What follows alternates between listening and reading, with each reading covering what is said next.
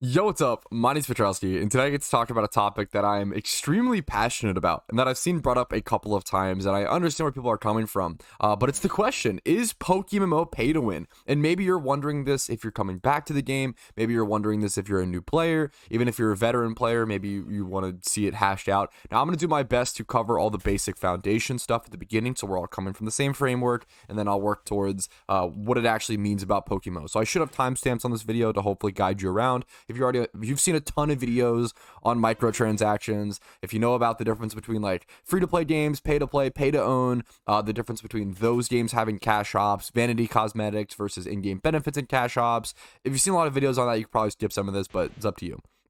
To each their own. Let's go ahead and jump into it. So, first things first, I think there's three types of games to talk about when it comes to microtransactions and to consider whether a game is pay to win or not. And if you don't know, pay to win obviously is a phrase that means paying to, when you're able to pay real world dollars to essentially get huge in-game benefits, usually completing the final end-game goals with cash. Think of things like Diablo Immortal, phone games, mobile games that give you extra lives, extra attempts, huge like in-game like objective benefits to continue on. You're at a huge disadvantage if you don't pay for these things. All right, continuing on.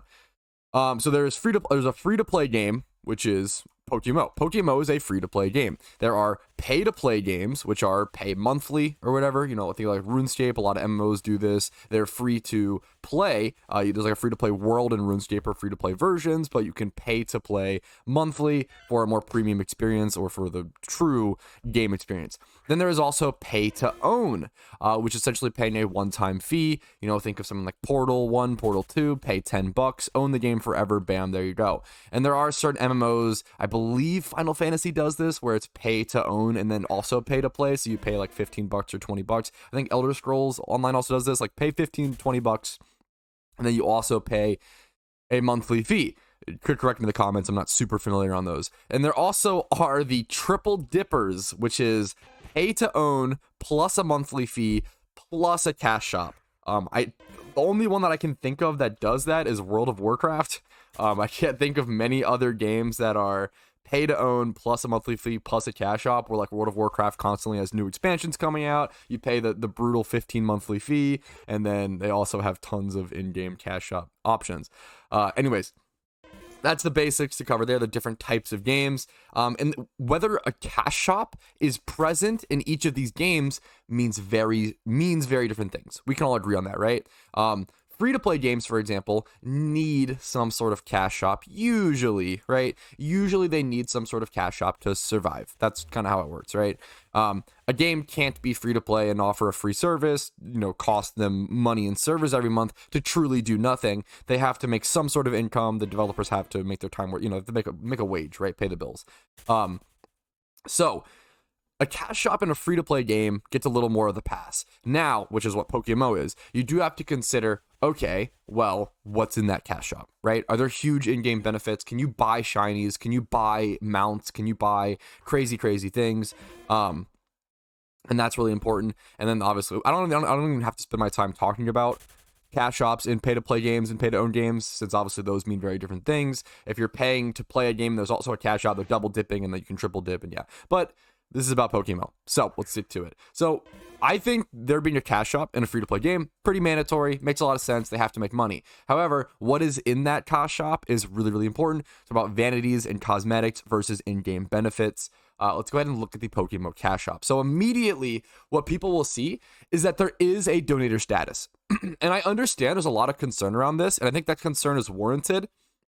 And what I call this is paying for advantage, and I'll get why. I feel like if I'll be totally honest, if I were to start PokeMMO right now, day one, and I saw this would be a huge red flag to me. I'll be totally honest. This would be a huge red flag. But just because something is a red flag doesn't actually make it a bad thing, right? Red flags mean that something should be checked, right? It doesn't mean it's immediately bad. It's something that should be checked and watched and balanced. So let's actually do the checking and the watching and the balancing. So this is a red flag. But what happens is donator status gives what? 25% XP more in battles. That's pretty good. 10% chance of encountering shinies. That's a big deal. That's the most important one. 10% faster egg hatching. That's whatever. That's like literally nothing, right? The bit flame body gives you 50% an ability in game. So the biggest thing, this like honestly could be removed and it doesn't really matter that much. It's nice if you're egg hunting, but it's, yeah. 10% chance of encountering shinies. That is the big reason why pretty much everybody buys donator status, from my understanding. I've been playing the game for 10 years. I've never seen someone be like, you know what?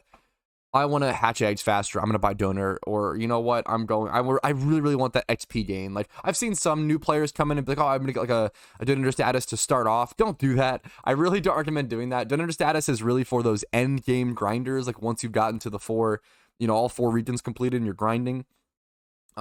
If you are buying a donator status to start off the game strong, that 25% XP is just not it's just not worth your money. It's not worth your don't do it. You're better off just getting other stuff in the gift shop, and I have a gift shop buying guide. But let's continue. I think it's paying for advantage. And the biggest difference is that you cannot pay for any of the end game goals within PokeMMO. And this is the most important thing to talk about and keep track of when we're talking about whether PokeMMO is a pay-to-win game. You cannot pay end game for OT shinies. You cannot pay for PvP skill and PvP rank. You cannot pay for a social standing, being a team leader, or having like a positive view in the community, which is a huge part of PokeMMO since it's such a tight-knit community and I wouldn't say small, but smaller community. But it's crazy how big PokeMMO is, but still being so tight knit. I think that's like a really impressive thing. Like, we have multi tens of thousands of daily players. To still be so tight knit is really impressive in my opinion. But anyways, I digress. You can't pay for those end game goals. You can pay for advantages. So you can't pay to be the best PvP player in the world. You can't pay for that high PvP rank. But what you can do is you could, spend $20, $30, whatever US dollars, right? Get a couple million Pokeyen and go buy the best Pokemon.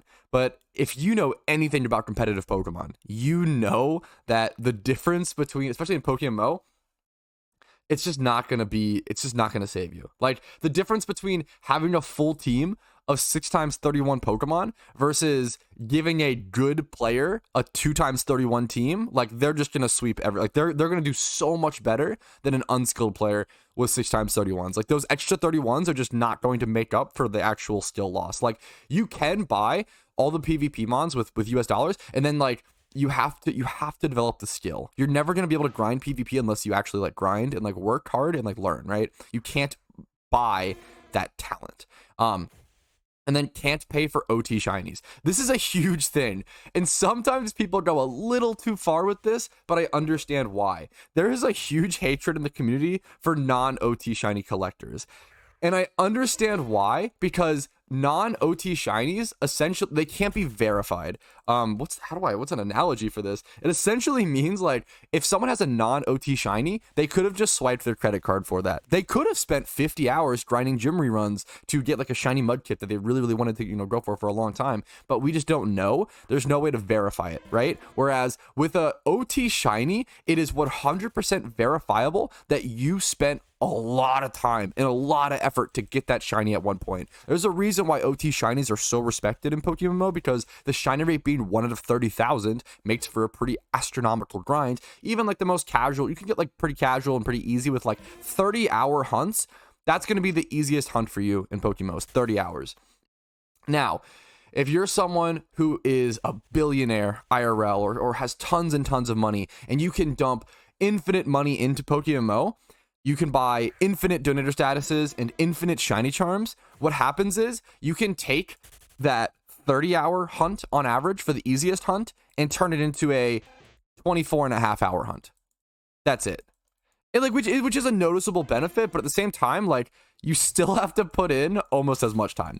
And this is why I say pay for advantage. You can pay for an advantage, and you can pay for a huge advantage. But when you're spending that much money, the advantage you get for the amount of money spent is pretty hilarious. There are very few whales in PokeMMO from what I've seen. I know a lot of them stay very private, obviously, because they don't want that to be known information. They don't want to be hacker targets, etc., etc.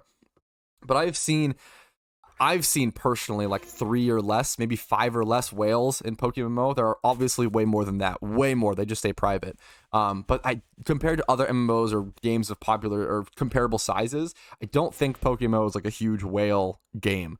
I could be wrong. It's just obviously my anecdotal, perception and what I've seen throughout my years of playing. But the advantage you get from paying just isn't that good. Like, even if you're someone who has like a ton of money, right? Like, it's just the advantage isn't that crazy. You have to pay. What's the gift shop? So it's $1 per 100 RP is the way to look at it. So $5 for 7-day donator status, and then shiny charms are 300 something K a piece. So if you were to buy, the best value is to buy 1,000 RP tickets and sell those, which are $10 a piece. So let's go ahead and look at those. I think those are really cheap right now. It's actually funny how low the value of RP is right now. This is pretty low. It usually is average around 2.6 to 2.8 to 3 mil.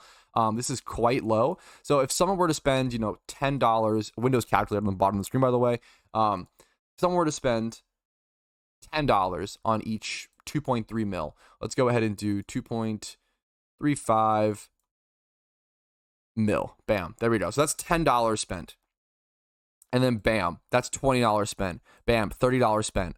$40 spent. $50 spent. This is like what, 100 shiny charms, I believe. 100 hours of hunts for $50. Whether that's worth it to you, like, is up to you. It honestly can be, but at the same time, like, it's only going to save you. What happens is, that's a crazy way to think about it.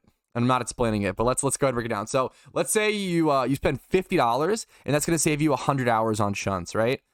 Each shunt takes you like 30 hours on average. You're saving 6 hours or so per hunt. So what happens is you take that 100 hours, that $50 you spent, remember, $50, divide that by 24K, which is like, you end up with a shiny rate of 1 out of 24,300 after shiny charm donors. This is kind of actually like nice. 0.004. I'm doing math terribly wrong. Essentially, it only helps you out with a couple shinies. If you save 6 hours per, what we should be doing is 100 divided by 6. It's going to save you around, what, 16 hours or something? Unless I'm mistaken. You end up saving, I feel like okay, I probably shouldn't do math on a kick W. The point is, the benefit you get from paid for advantage just isn't that good. End the video there. Cut it. Appreciate you guys watching. Like the video if you enjoyed it. I ran out of things to talk about. Subscribe for daily PokeMMO videos. Follow the Twitch for streams Monday through Thursday at 12 p.m. ET. Discord link down below. If you want to go above and beyond, support the channel, help me get better at math, I appreciate it. Links down below. Thanks.